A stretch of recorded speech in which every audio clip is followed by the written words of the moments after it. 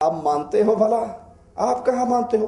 ابو جہل ابو لہب بیٹھا ہوا تھا، اس کی صوبیہ لونڈی دوڑتی ہوئی آئی اور اس نے آ کر کہا کہ اے سردار، تیرے یتیم بھتیجا پیدا ہوا ہے، تیرے بھائی عبداللہ کے گھر میں پیدا ہوا ہے۔ تو اس نے اپنی 2 انگلیوں کے اشارے سے یوں کر کے اس صوبیہ کو آزاد کر دیا خوشی میں۔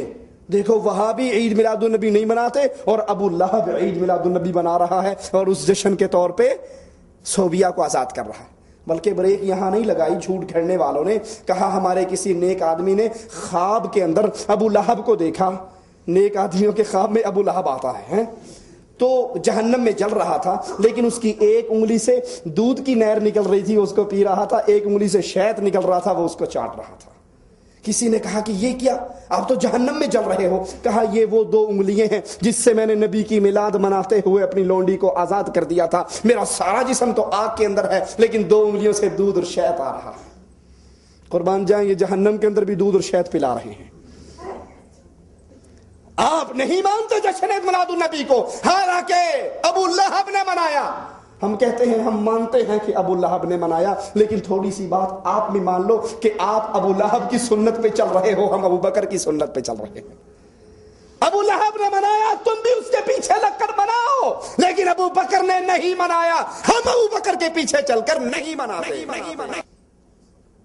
محفل نعت ہے، خوشبوؤں میں لدی ہوئی، میک اپ پہ لدی ہوئی، میک اپ سے سجی ہوئی عورت، نوجوان لڑکی، آج اسے کوئی روک کر تو دکھائے کہ تو گھر سے باہر نہ نکل، اسے کوئی کہے تو صحیح تو خوشبو لگا کے باہر جا رہی ہے، یہ کہے گی جشن عید میلاد النبی منانے کے لیے جا رہی ہوں۔ حالانکہ رسول اللہ تو فرماتے ہیں جو عورت خوشبو لگائے پھر اپنے گھر سے باہر نکلے، کسی نامحرم کے ناک تک اس کی خوشبو پہنچے، فَهِيَ زَانِيَةٌ زَانِيَةٌ زَانِيَہ، یہ زانیہ ہے۔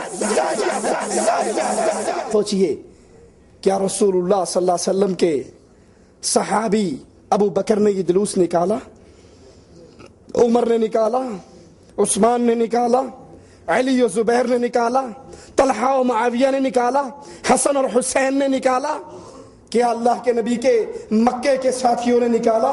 اہل بدر نے نکالا، بیت رضوان والوں نے نکالا، بیت جنگ احد والوں نے نکالا، اہل مدینہ نے نکالا، انصار اور مہاجر نے نکالا؟ جب نہیں نکالا تو پھر یہ جملہ کیا صحابہ کو نہیں لگتا کہ جو اللہ کے نبی کے میلاد کا جشن نہیں مناتا، جلوس نہیں نکالتا، وہ کافر ہے، وہ شیطان ہے، وہ ابلیس ہے، وہ گستاخ رسول ہے؟ تو بتاؤ پھر رسول اللہ کے صحابہ کو کیا کہو گے؟